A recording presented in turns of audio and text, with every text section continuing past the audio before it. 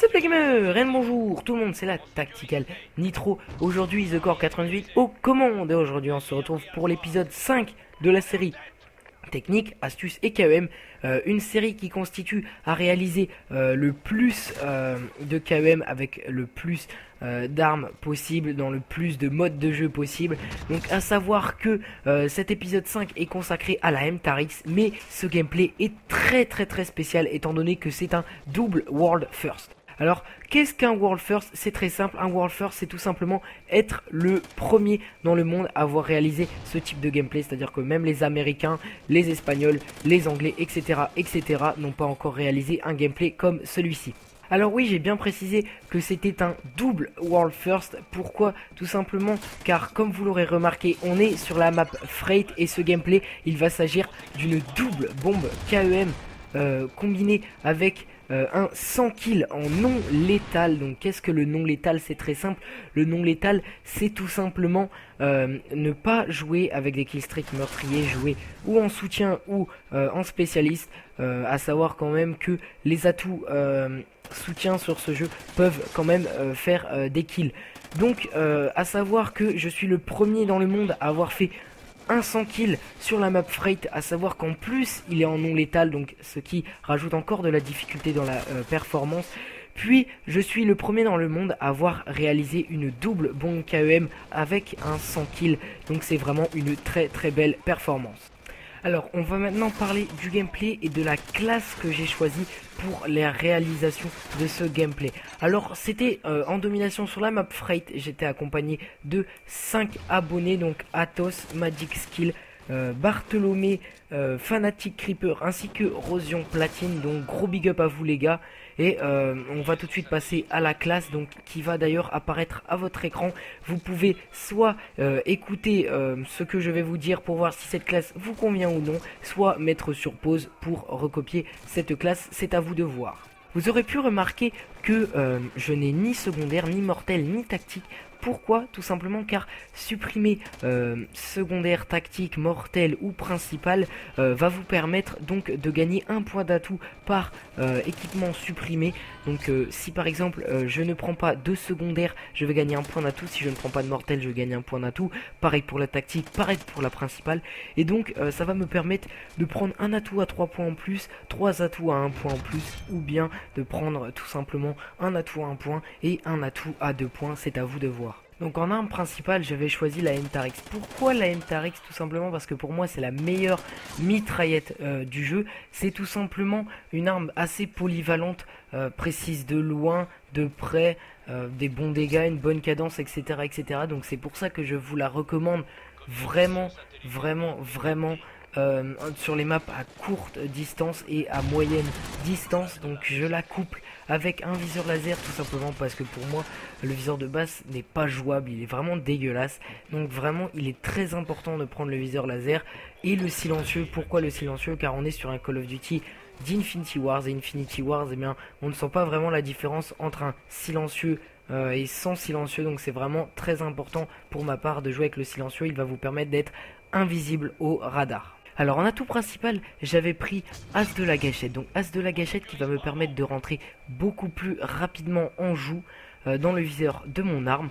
On a ensuite deux atouts que je couple qui sont silence de mort et amplification, qui vont me permettre d'être silencieux et d'entendre de très loin mes ennemis. Donc c'est pour ça que dans le gameplay vous allez me voir mettre de temps en temps des petits turns, me retourner, voir s'il y a un ennemi, non pas que j'ai un wallhack ou autre, c'est tout simplement que eh bien j'entendais les ennemis. On a ensuite l'atout pillard qui va me permettre de récupérer des munitions sur le cadavre de mes ennemis, puis l'atout concentration, l'équivalent de robustesse sur Call of Duty Black Ops 2, qui va me permettre donc de ne pas tressailler lorsque l'on me tire dessus. J'ai ensuite choisi en série d'élimination les atouts spécialistes, les équipements de combat spécialistes, donc qui vont me permettre d'obtenir beaucoup plus d'atouts quand je fais une série. Alors pour les 3 premiers atouts que l'on peut choisir, j'avais pris tour de passe-passe en premier, donc qui s'obtient à 3 kills, qui va me permettre de recharger beaucoup plus rapidement.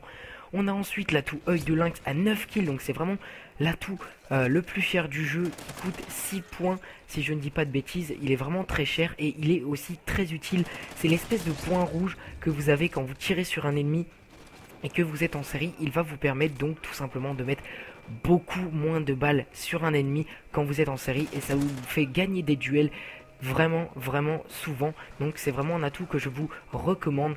On a ensuite à 13 éliminations l'atout Tracker. Alors pourquoi Tracker je l'ai mis à 13 éliminations alors que d'habitude je le mets en premier? Tout simplement car c'est une mitraillette, et la mitraillette bouge beaucoup plus qu'un fusil d'assaut, un fusil mitrailleur, un sniper, etc. C'est pour ça que j'ai mis l'atout Tracker en dernier, car il me sert un petit peu moins, mais quand même, que lorsque on utilise un fusil d'assaut ou un fusil mitrailleur par exemple.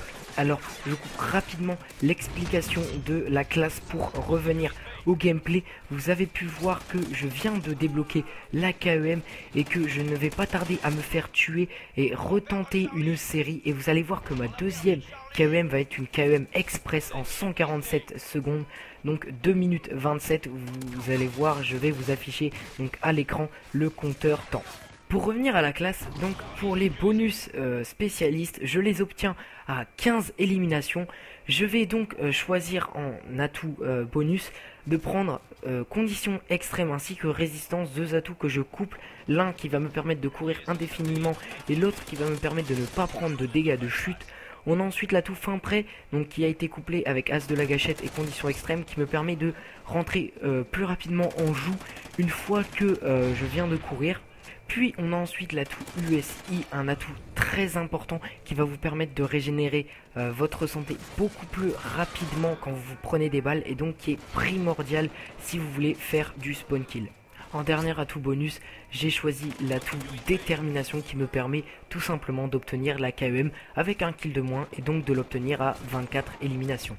J'en ai donc fini avec l'explication du gameplay et on va tout de suite passer à quelque chose qui est très important pour moi, un sujet que je voulais aborder avec vous aujourd'hui, qui est l'influence qu'ont les youtubeurs sur la communauté. Donc que ce soit les youtubeurs américains, francophones, anglophones, n'importe quel youtubeur a une influence sur la communauté. Même si tous les youtubeurs n'auront pas le même impact sur la communauté que d'autres. Tout simplement, un youtubeur qui a plus d'abonnés va avoir forcément un plus gros impact avec ses paroles, ce qu'il dit, qu'un youtubeur qui en a moins. Pour commencer ce sujet, revenons à l'époque de Call of Duty Modern Warfare 3. Si vous vous rappelez bien, à l'époque de ce jeu, donc c'était maintenant il y a 2 ans, eh bien on a beaucoup de youtubeurs qui ont craché sur des armes en disant qu'elles étaient abusées, que certains équipements tels que le tir rapide ou bien encore tracker étaient totalement abusés, et donc la communauté, elle, a réagi de deux manières. Ou elle va dire: toi tu joues au tir rapide et vraiment t'es une salope, t'as aucun mérite, tu joues à la MP7, t'as aucun mérite. Soit ils vont dire: bah puisque cette arme elle est dite abusée, je vais jouer avec et je vais faire chier mon monde. Et ça, c'est arrivé au mauvais moment, parce que c'est à ce moment là que YouTube a commencé à être en grande expansion, que tous les grands youtubeurs que l'on connaît actuellement ont commencé à faire parler d'eux, à être connus. Je veux bien sûr parler par exemple de Monsieur V12 ou bien encore de Mère Teresa PGM.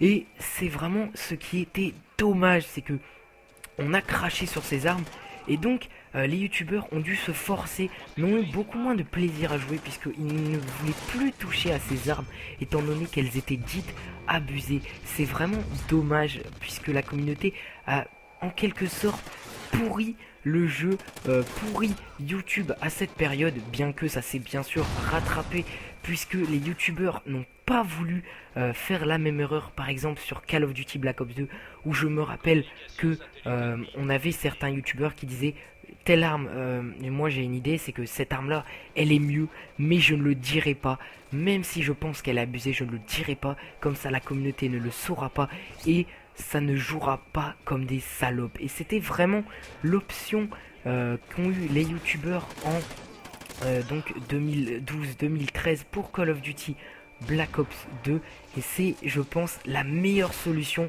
qu'ils ont eu à prendre. À partir de maintenant, je pense que les youtubeurs doivent arrêter de cracher sur tout ce qu'ils trouvent dégueulasse, parce que tout ce qu'ils trouvent dégueulasse et sur lequel ils crachent, qui disent que c'est vraiment les putes qui jouent avec ça, que c'est un truc fait pour les noobs, Et ben les gens qui ne savent pas énormément jouer ou ceux qui veulent faire chier les gens, et bien tout simplement vont se mettre à jouer avec. Et c'est le meilleur moyen d'en voir encore plus sur le multijoueur, c'est d'en parler.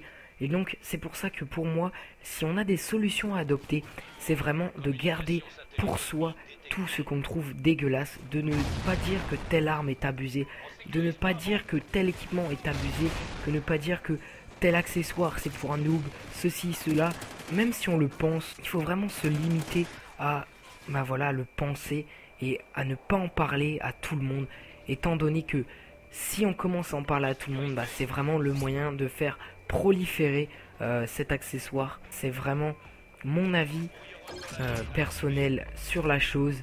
Je pense que beaucoup de gens vont me rejoindre sur cet avis-là, puisque si vous aussi vous aimez bien tenter les KEM, tenter des gros gameplays, et que vous arrivez dans l'accueil, vous voyez que les mecs en face ils ont pas un gros niveau, qu'il y a moyen de tenter quelque chose, et que le mec en fait il a pas un bon niveau mais il joue EI, il joue dans un coin, il joue avec son détecteur et tout le bazar, c'est vrai que ça va nous énerver, mais faut prendre sur nous, parce que même si ce sont des accessoires assez compliqués à esquiver, il y a toujours moyen de les esquiver. À prendre par exemple invisible, qui va vous permettre d'être invisible au viseur.